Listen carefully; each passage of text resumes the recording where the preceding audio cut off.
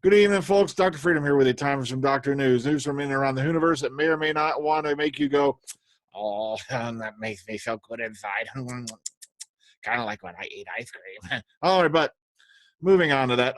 There's a bunch of other stuff going on right now. Well, just a few little things, but some very important weird shit going on Doctor Who news front. On top of the fact we still got morons spamming the Doctor Who set report tag, all in the name of the dimmer switch. Some, I like to say who's getting dimmer by the day.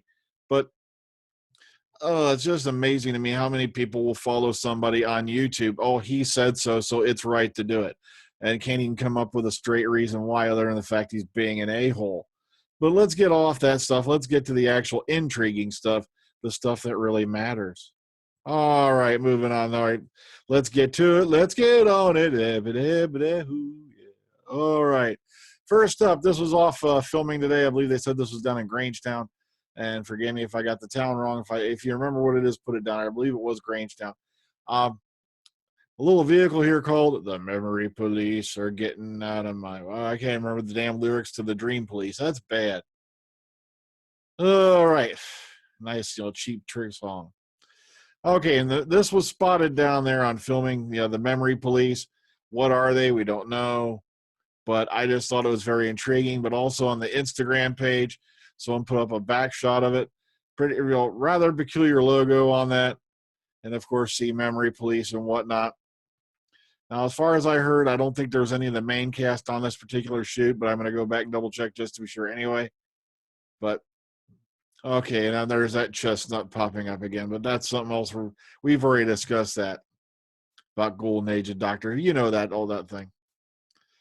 Okay, now this is the other thing that popped up. Now, somebody caught this. I don't know if it was Gallifrey base, but I heard Connor Farley was throwing this one around, and he's been on the show. So, he's new to the Omega Files, and I'm glad to have him. But this is, it's in French, and I can't speak a damn word of it. But apparently this actor, Laurent Maurel, is it Laurent? Okay. Is on this year's or on this episode of Doctor Who apparently 2017 season 10 episode 6, and oh looky, we got a title, Extremis, which I believe someone said in France means to the point of death. Now, is that going to stay the episode 6 title? Not necessarily. We've had entire seasons where the entire shooting title lineup changed just about. Then we've had seasons where only one, maybe two titles have changed. But for now, apparently Series 10, Episode 6, is called Extremis. All right, now I'm going to leave you the link to this anyway in case you want to go look it up yourself. I don't speak a word of French. Apparently this guy does, and a bunch of other languages. So, all right. So that's who this gentleman is. He's going to be on Episode 6, and it's named Extremis so far. That's all we know. And here, I love this how they popped this up today, like they are so late to the party. Haven't we discussed this already, that he's going to appear in every episode? Sheesh. Former companion actress Katy Manning addicted to Doctor Who. I love this. All he does here is basically go into the top of her interview in Doctor Magazine 508. Wow, it must be not that hard working for Doctor Who.tv if that's all you got to write. But she's addicted to Doctor Who. They go into the top of it, but if you want to read the full interview, it's in the latest issue of Doctor Who Magazine, issue 508, out now. But I just thought it was a cute little thing with Katy Manning. More importantly, Ninth Doctor comic is out tomorrow. That's Ninth Doctor number 9. And there's a little synopsis if you want it. Also, if you want to check out the covers, you can do that right here. Flick around. Oh my God, look at the ears. Oh, hey, look at the ears. All right. And that is out tomorrow. And that is the Ninth Doctor number 9. Sorry there ain't much going on. There really isn't. The problem is it's very hard to get stuff off the set anymore. They've really clamped down on security really hardcore. Lethbridge-Stewart, The HAVOC Files number 3. Candy Jar Books have announced the third in its short story anthologies. The HAVOC Files bringing together tales from 2016 and brand new exclusive material. And here's all the lineup for that. And that should be out for you. HAVOC Files is available to pre-order direct from the Candy Jar store, and it is a strictly limited print run. Okay, get ready for this. Class episode 3 and 4 ratings. Yes, they're showing them 2 at a time on Monday nights starting at 10:45 p.m. Okay, Night Visiting had an audience of 0.84 million viewers for its debut on BBC One, according to unofficial overnight figures, with a share of 9% of the total TV audience. Although the ratings are slightly down on last week, the series did manage to rate higher than the other 4 main channels. It did last week, and it didn't get 1 million frickin' viewers. I could put a rerun of Andy Griffith on at that hour, and it'd get better ratings. I love how they're trying to polish us. Polish a turd, it's still a turd. I'm not kidding. They screwed up big time. And I love this. Episode 4 got 0.28 million viewers. That's barely half of what they got last week. It's a little bit over.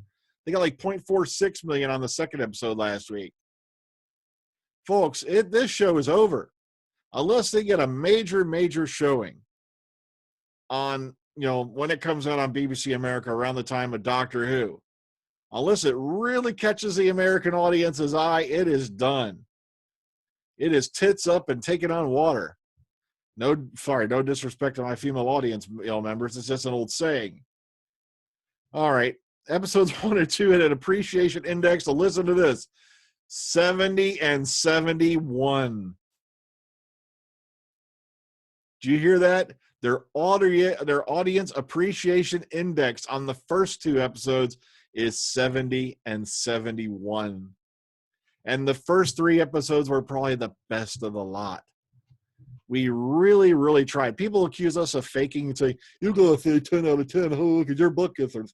Well, kiss my rosy red hairy ass, because we've been nothing but honest on reviews. And as I keep telling people, if you don't think we were, go check our reviews of Class. We tried to like it. We really did. And it kerplunked.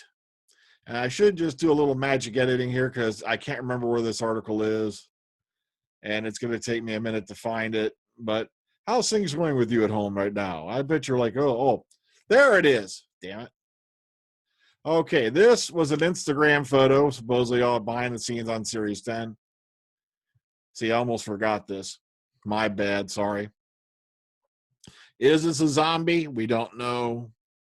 Is this a water zombie? We don't know. There's a lot of people already jumping, to the conclusion that this has something to do with waters of Mars. Like I said, it could be completely unrelated. Don't get your hopes up on it. All right, if you go down a little further, I can't believe I lost this so easy. And yes, I did, because I can't find it anywhere. Great, I did lose it. Oh, well, it was a Mirror article, and basically it was stating that Katherine Kelly had given birth to a daughter.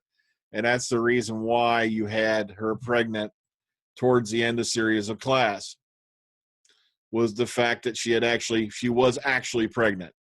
So that was something they had to write into the show because of her pregnancy. Had a young baby girl named Rose. See, I bet you're like, by now. All right. It's like, yeah, it's so damn much excitement. Dr. Freedom, how could you?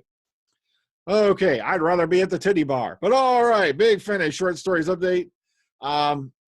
Once again, no disrespect to my female audience members. I'm very sorry. All right. Now, once again, this is recapping what we were talking about the other day, the 2 Time War short trips, and that is going to be a Heart of Both Sides and all hands on deck, and that's going to be the ones with Carol Ann Ford and Sarah Sutton. If I'm right, Sarah Sutton, I think, is Heart on Both Sides, and Carol Ann Ford is this one over here. So, once again, I put this up here as a recap. Plus, I like these covers. I really love them to death. I was hoping, yeah, there you go. That's what I was hoping to see. I love McGann. Like I said, I love John Hurt to death, but McGann should have been given the chance to be the War Doctor. He really should have been. And there would have been no need to shoehorn another doctor in to make sure Moffat's doctor got to be the last and the most longest lived. Oh, sorry. Whew, I lost myself there. All right, 40 years of K9 to be celebrated. Who's at the Playhouse? Word has reached us about a special UK Doctor Convention. Who's at the Playhouse? This new event will be taking place this coming October, and a special companion's birthday will be celebrated. K9, the Doctor's most faithful companion, celebrates his 40th birthday this year, and the Epsom Playhouse wanted to celebrate. The one-day event taking place on Saturday, the 1st of October, coincides with K9's first appearance in The Invisible Enemy in 1977. All right. And, of course, joining the birthday boy will be John Leeson, who, of course, did K9's voice, and scriptwriter Bob Baker and visual effects designer Tony Harding. All right. Now, apparently, there's also going to be a list on more Who faces, including Louise Jameson, who was around at the time of the first K9. Matter of fact, her 40th anniversary was January 1st, was her first appearance. So if you're into this stuff right here, article is going to be lined up for you. And if you want to go find out more about it, if you're going to be in that area. So keep in mind, this is over in the UK. All right. So I'm going to get on out of here. This is going on longer than I thought. You're like, oh, Dr. Freeb, you're boring the shit out of me. But at least we found out some new things about Series 10. I'm sorry if I seem a little down the night. It's just a lot of weirdness going out there in the community. People playing drama games behind people's back. And it just upsets the living shit out of me because I know who's been doing it. I do. And that's going to cause me to make a lot of decisions here in the near future that I don't want to. But it's none of your affair. It'll be fine. Just people being people. So get on. I'm going to get out of here before I get you all on a down note. So take care. Ta-ta. Enjoy the rest of your evening. Freedom out, babies.